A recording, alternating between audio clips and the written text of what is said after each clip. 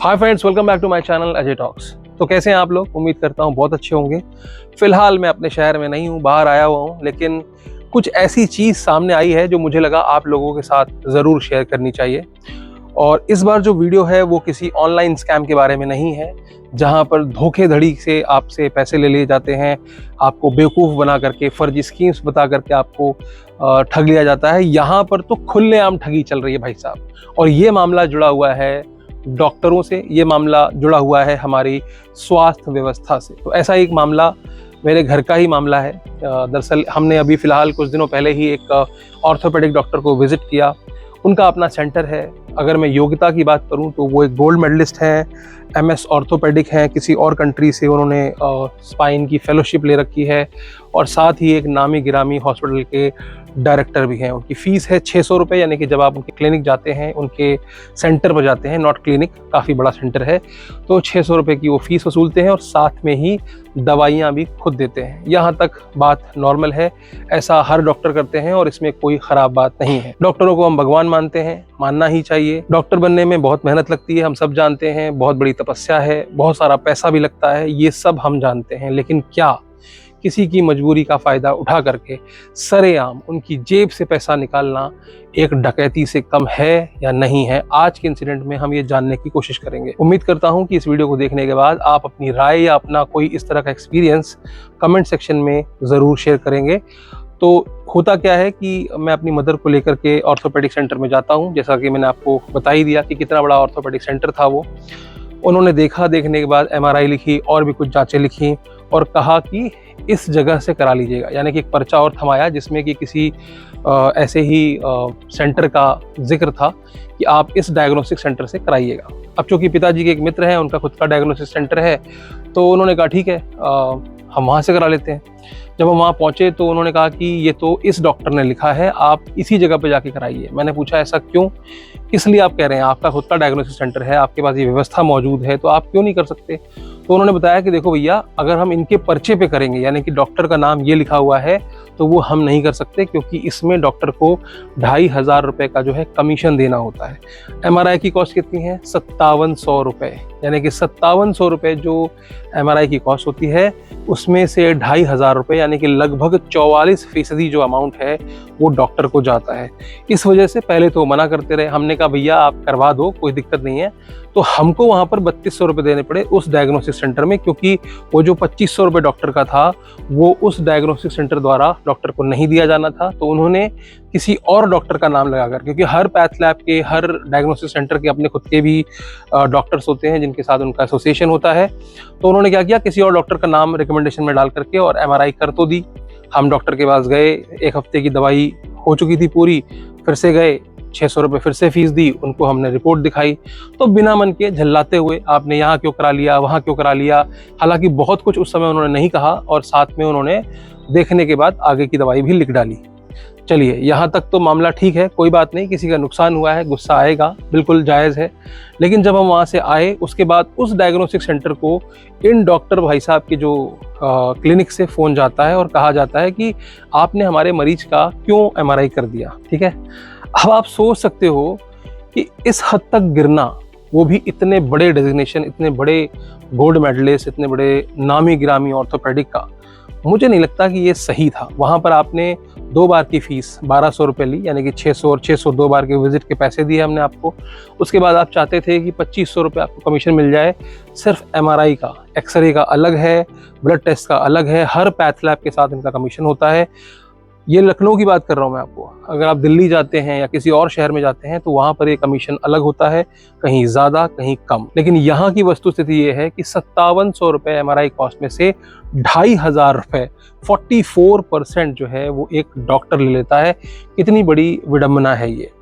हमने फिर पूछा सेंटर में जाकर के, जो डायग्नोस्टिक सेंटर था, हमने कहा भैया आपकी क्या मजबूरी है कि आप 2500 रुपये डॉक्टर को देते हैं? तो उन्होंने बताया कि डायग्नोस्टिक सेंटर ही नहीं, जितने भी प्राइवेट नर्सिंग होम्स भी हैं, उनका भी जो संचालन है वो डॉक्टर के कमीशन के माध्यम से ही होता है। अगर हम डॉक्टर्स को सेट नहीं करेंगे, यानी कि डॉक्टर को कमीशन नहीं देंगे, तो हमारे पास मरीज कम आएंगे और हमारा धंधा नहीं चलेगा।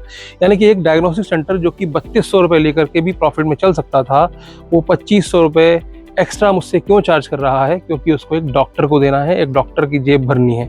अब देखो यार, ठीक है कमीशन ले रहे हो 2500 रुपये, 44% ऑफ टोटल कॉस्ट, 1000 ले लो, 500 ले लो, कुछ वाजिब सा ले लो, समझ में आता है। 2500 रुपये आप ले रहे हो और बताया जाता है कि यहाँ पर बोलियां भी लगती हैं कि कौन सा डॉक्टर कौन सा सेंटर रेफर करेगा।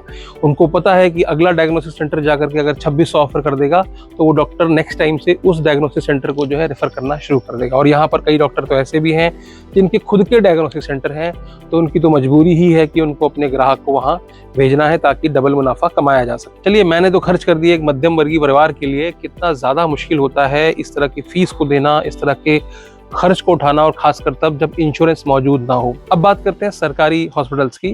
पीजीआई नाम का हॉस्पिटल है, काफ़ी बड़ा हॉस्पिटल है लखनऊ का। वहाँ जब आप जाते हो मंडे से लेकर के सैटरडे तक, आप सुबह जाकर के देखिए, वहाँ पर कुछ पर्चे बनते हैं, कुछ फाइल्स बनती हैं और वहाँ पर जो रेफर किए हुए केस ही आते हैं। बताया जाता है कि एक दिन में महज 30-40 फाइलें बनती हैं ओपीडी की। और अगर यही एमआरआई आपको अगर पीजीआई में करानी हो या किसी सरकारी हॉस्पिटल में करानी हो तो उसके लिए आपको 2-2 महीने का इंतज़ार भी करना पड़ सकता है। आप सोच लो, 2-2 महीने का इंतज़ार करना पड़ेगा कम रेट देने के लिए। तो क्या आप किसी रोग के डायग्नोस करने के लिए 2 महीने का इंतज़ार कर सकते हैं? तो ये बेवकूफ़ी है। और वहीं पर अगर आपका सोर्स हो या आप पैसा खिला सकते हैं तो ऐसे कई सारे हॉस्पिटल हैं, सरकारी हॉस्पिटल की बात कर रहा हूँ, जहाँ पर आपका काम आसानी से हो सकता है, जल्दी हो सकता है। अब मैं यहाँ पर डॉक्टर का नाम नहीं ले रहा हूँ क्योंकि ये कोई एक डॉक्टर तक नहीं फैला हुआ है। ये बड़े बड़े शहरों में छोटे बड़े जितने भी डॉक्टर्स हैं, बड़े बड़े हॉस्पिटल्स हैं, वो सभी इसी पर चल रहे हैं, एक दूसरे पर निर्भर हैं।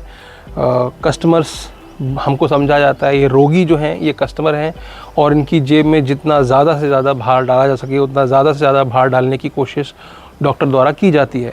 मेरे परिवार में भी कुछ डॉक्टर हैं, उनका ये कहना है कि जब वो प्राइवेट हॉस्पिटल में काम कर रहे थे तो उन पर दबाव डाला जाता है कि ये टेस्ट भी लिखो, वो टेस्ट भी लिखो। इसके आधार पर एक डॉक्टर की योग्यता को निर्धारित किया जाता है कि ये डॉक्टर यहाँ पर कितने दिन रहने योग्य है या इस डॉक्टर की कितनी सैलरी या कितना कमीशन निर्धारित किया जाना है। अब आप समझ सकते हो कि हमारी जो स्वास्थ्य व्यवस्था है उसमें किस तरह से लूट तंत्र मचा हुआ है। और कहा जाता है कि बड़ा अच्छा चल रहा है, वेरी गुड है जी, आप कहीं चले जाओ, प्राइवेट में चले जाओ, सरकारी में चले जाओ, जेब तो कटनी ही है। और इसको आप स्कैम कह लो तो स्कैम कह लो, लूट कह लो तो लूट कह लो, लेकिन ये खुली आंखों से होने वाला लूट है। जानबूझ करके आपके जेब से पैसे निकाले जाते हैं और आप खुशी खुशी दे करके भी आते हैं क्योंकि आप मजबूर हैं, आपकी मजबूरी है, आपको एमआरआई करानी है और आपको इसके बारे में कुछ नहीं पता कि 2500 रुपये पीछे से एक डॉक्टर को चला जाता है। और साथ ही ये भी बता देता हूँ कि अब डॉक्टर जो हैं वो खुद दवाई देते हैं और देख लेना आप, कोई डॉक्टर दवाई का बिल नहीं देता है। मांग लो तो भी बोल देते हैं कंप्यूटर ख़राब है, फलाना है, ढिमाका है। जो उस पर रेट प्रिंटेड होता है, कई सारे डॉक्टर तो जो है वो प्रिंटेड रेट पे ही दवाई बेच रहे होते हैं, जबकि उसमें अच्छा खासा परसेंटेज होता है जो कि हम जानते हैं। मेडिकल स्टोर पे भी आप जाते हो तो 10-10, 15-15, 20-20% तक का डिस्काउंट मेडिकल स्टोर वाले दे देते हैं। फिर ऑनलाइन वालों की तो बात ही अलग है, जो 30-30% तक, 40-40% तक की भी डिस्काउंट देते हैं। यानी कि संभावना तो है 30-40% की, लेकिन आपको वो मिलेगा नहीं, क्योंकि वो 30-40% भी किसको रखना है? डॉक्टर को रखना है। तो एक डॉक्टर कहाँ कहाँ से कमा रहा है वो आप समझ सकते हो। पहले तो उसने फ़ीस ले ली, मुझे कोई प्रॉब्लम नहीं है, डॉक्टर को फ़ीस लेनी ही चाहिए, उसका वो प्रोफेशन है। उसके बाद नर्सिंग होम से बंधा हुआ है, ऑपरेशन करने का बंधा हुआ है, हॉस्पिटल से बंधा हुआ है, डायग्नोस्टिक सेंटर से बंधा हुआ है, और तो और जो क्लिनिक में दवाइयाँ होती हैं उसमें से कई दवाइयाँ तो सैंपल वाली होती हैं। मैं आपको ये भी बता देता हूँ, क्योंकि डॉक्टर्स भी जो दवाई प्रिस्क्राइब करते हैं उस ब्रांड की अगर ना लो तो कई जगह ऐसा भी होता है कि वो डॉक्टर गुस्सा कर जाते हैं कि नहीं ये वाली क्यों ले ली आपने, मैंने तो ये वाली लिखी थी। हालांकि सरकारों ने लिख रखा है कि नहीं, आज जेनरिक दवाइयों के बारे में बताया गया है कि इसके स्टोर्स खुलेंगे, आप उसके सेम सब्सटेंस की जेनरिक दवाई ले सकते हैं, लेकिन क्या उसका पालन हो रहा है? मेरी मामी ने मुझे बताया कि उनकी बेटी का कहीं इलाज चल रहा है स्किन का। अब वो डॉक्टर मानते ही नहीं अगर आप उनकी प्रिस्क्राइब हुई दवाइयों को नहीं लाते हो तो। वो डॉक्टर कहते हैं नहीं ये नहीं मानेंगे, आप वो दवाई लाओ जो हमने लिख करके रखी है। तो अब समझ जाओ कि क्या चल रहा है इस समय। और मेरे केस की बात करूं तो इसमें बुरा सबसे ज़्यादा इसलिए लग रहा है क्योंकि एक डॉक्टर के द्वारा एक डायग्नोस्टिक सेंटर पे कॉल कर देना और वहां जा कर के ये बोल देना कि आपने हमारे पेशेंट का एमआरआई कैसे कर दिया। सोचो, मतलब सॉर्ट ऑफ धमकी मानोगे। उन्होंने हमें कॉल किया और कहा कि देखो आपके डॉक्टर का ऐसे ऐसे कॉल आया था। मतलब ठीक है, करा लिया तो क्या है, आप देखो गायनेकोलॉजिस्ट के पास जाओ और वो कहते हैं आपको कि आपको अल्ट्रासाउंड यहाँ से कराना है, आप ना करा के ले जाओ वहाँ से तो वो कुछ भी बोल देंगे, बोलेंगे नहीं नहीं तो बच्चा ऐसे है, उल्टा है, आप जाके वहाँ से करा लाओ, फिर से लिख देंगे अल्ट्रासाउंड कि वहाँ से ही करा के लाना। तो ज़बरदस्ती किस लिए? जस्ट बिकॉज आपको 4 पैसे ज़्यादा मिल जाएंगे। यार 10 में से 4 कस्टमर अगर कहीं और से करा लेते हैं, ऐसा क्या बुरा हो गया या ऐसी क्या पैसों की भूख है? ठीक है, आप डॉक्टर हैं, हम तो मान रहे हैं ना, भगवान आपके पास जा रहे हैं ना, आपके पास सब कुछ ठीक है।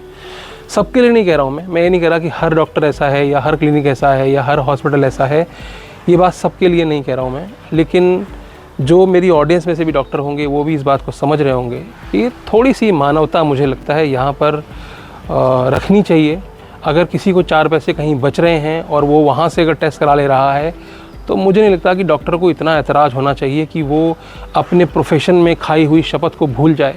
क्योंकि जब आप डॉक्टर बनते हैं तो बहुत सारी शपथ दिलाई जाती है आपको, आपकी जिम्मेदारियाँ होती हैं कि एक पेशेंट को सबसे पहले देखना है, आप अपने पर्सनल ग्रजेस को अलग रखेंगे, सारी चीज़ें होती हैं उसमें। लेकिन उसको भूल करके आप किसी डायग्नोसिस सेंटर को कॉल करके धमकी दे रहे हो, और पता नहीं कमीशन की डिमांड की थी कि नहीं की थी, हो सकता है कमीशन की भी डिमांड की हो कि भाई पेशेंट तो हमारा था, लाओ कुछ पैसे दो हमको। तो अब जब हम तो वहाँ 2500 रुपये दे के ही नहीं आए, हम तो 3200 रुपये में अपना काम करा के आए थे, तो डायग्नोसिस सेंटर चाहे तो भी वहाँ कमीशन नहीं दे सकता, और देगा भी तो अपनी जेब से देगा। बहरहाल बस छोटी सी घटना थी, मुझे लगा आपको बता देता हूँ। आज के लिए सिर्फ इतना ही, फिर मिलेंगे किसी और वीडियो में किसी और नए टॉपिक के साथ। वीडियो अच्छी लगी हो तो लाइक कर दीजिएगा, चैनल पर नए हों तो सब्सक्राइब करते हुए जाइएगा, और अगर ये वीडियो अपने दोस्तों और रिश्तेदारों तक शेयर करना चाहें तो शेयर करके अवेयरनेस ज़रूर फैलाइएगा। हालांकि इसमें तो अवेयर करके भी क्या करोगे, मैं खुद दे करके आया हूँ पैसे, और आप भी जब जाओगे तो दोगे ही, पर ये चीज़ गलत है।